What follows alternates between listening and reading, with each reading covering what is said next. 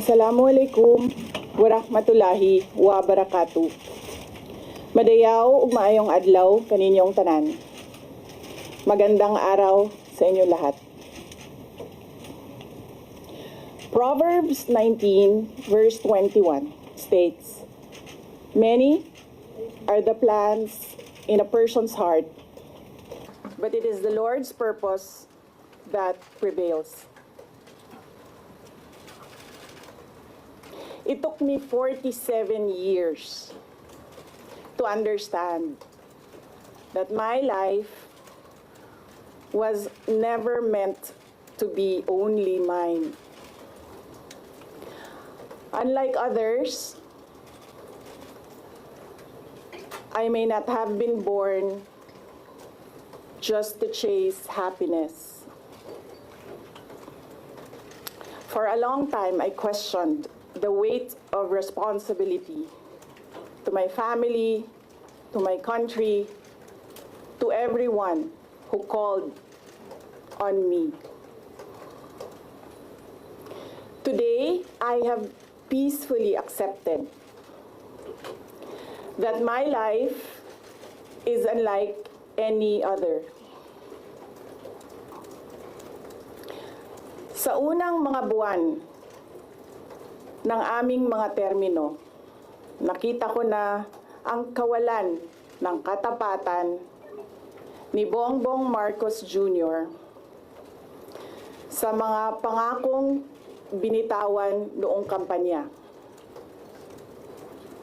pati na sa kanyang sinumpaang tungkulin para sa bayan.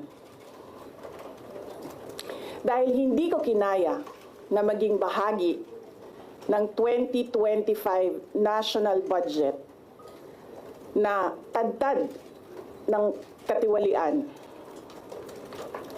pinili kong umalis sa kabinete kahit alam ko na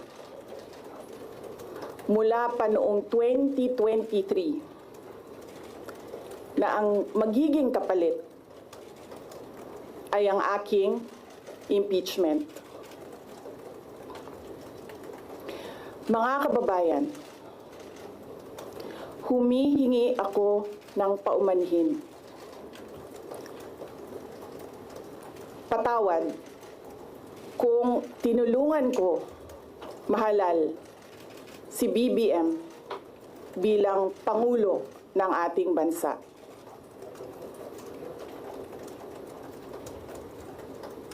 Patawad kung hanggang ngayon ay marami pa ring Pilipino ang nalulunod sa baha ng dahil sa malawakang korupsyon.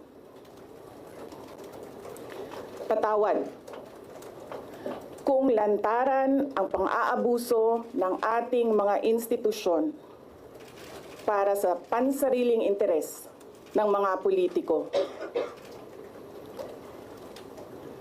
Patawad kung patuloy ang pagtaas ng presyo ng mga pangunahing bilihin habang nananatiling kapos ang kita ng bawat pamilya. Patawad kung wala man lang tayong tunay na seguridad sa pagkain.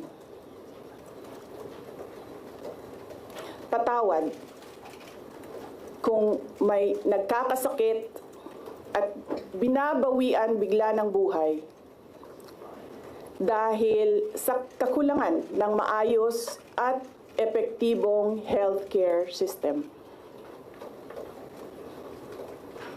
Hindi ako kailanman natakot sa pagsira nila sa pangalan ko.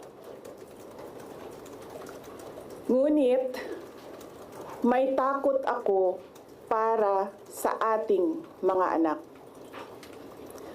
May takot ako para sa susunod na henerasyon.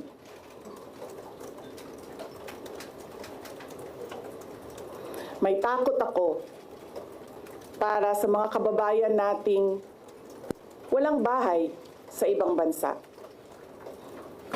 walang pangalawang pasaporte, walang ibang matatakbuhan kundi ang Pilipinas. Kahit ito'y patuloy na nalulugmok sa kahirapan. Na ako'y kahadlok, nga moabot ang adlaw na dawaton na lang nato ang kapobrihon isip kapalaran. Nga maanad na ta sa sayop, nga mawad-an na lang ta og paglaom. Og labaw sa tanan na ako'y kahadlok,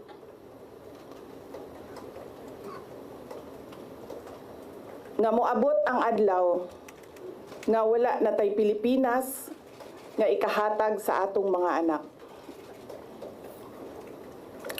I cannot kneel before each and every Filipino to beg for forgiveness. Instead, I offer my life, my strength, and my future in the service of our nation. Mga kababayan, ibalik natin ang tapang at malasakit para sa Diyos, sa bayan, at para sa bawat pamilyang Pilipino. Ako si Sara Duterte, tatakbo bilang Pangulo ng Pilipinas. Shukran. Any questions? First question. Next time na question. Oh. Thank you. Good morning.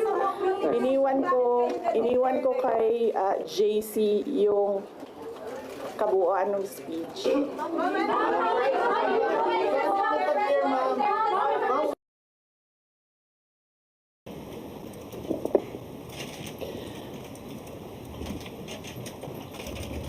Assalamualaikum warahmatullahi wabarakatuh.